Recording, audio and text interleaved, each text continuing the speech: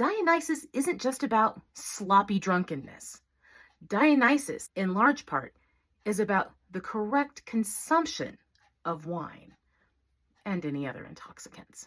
Hey, I'm Dr. Nan. I'm a religionist, mythologist, and ancient historian, and I teach in the College of Liberal Arts. It's not the sloppy drunk, although his buddy Silenus, one of the satyrs, his best friend, and actually the guy who raised him, he was a sloppy drunk. But he also had the gift of prophecy when he was drunk. But that's another story. Dionysus is kind of like your buddy, your friend, who calls together the friends and says, okay, everybody's going to surrender their car keys until this is all over. No one's leaving this sacred perimeter, this sacred space. And we've got someone who's sober with 911 on speed dial. We're going to make sure everybody is safe. We're going to make sure everybody has a good trip. And we're going to have communion with the deity. We're going to hopefully have an epiphany. Now, people have been looking for that mystical moment, that union or communion with the deity from the very beginning. And human beings have always, seemingly, found some way to induce it. Drugs, alcohol, exhaustion, sleep deprivation, dancing, fasting, all kinds of ways to induce this kind of mystical union. Dionysus just happens to use wine.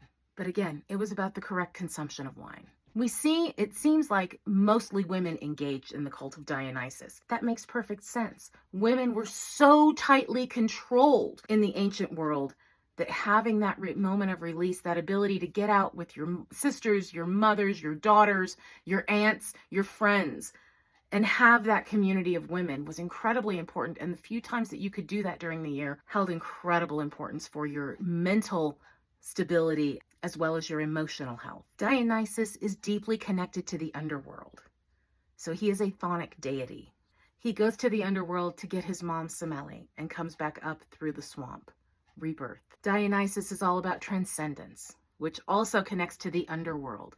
That moment when you get beyond yourself.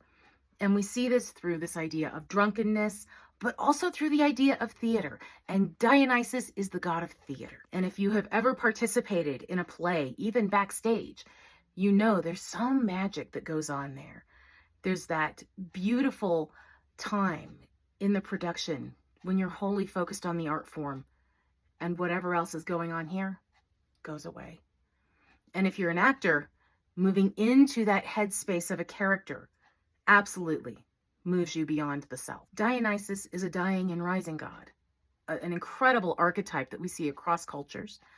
He is connected to the vine, and if you're around vineyards, perhaps you're in California wine country, one of multiple areas of California wine country, you know those vineyards during the winter, once they trim them back, they just look like sticks, very orderly sticks planted across a field.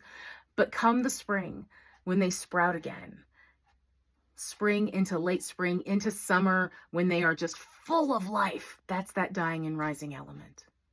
Going from the stick-looking thing that looks like death to that vine that is green and so full of life, with those giant leaves and those giant clusters of grapes. Persephone is the goddess of the underworld, so we have another chthonic connection for him there.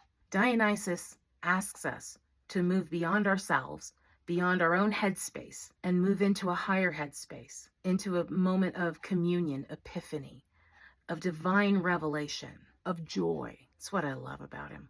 Go look him up a little bit. Go see where else you find him. You might be surprised. Until next time, stay curious, keep asking questions, and I'll catch you later.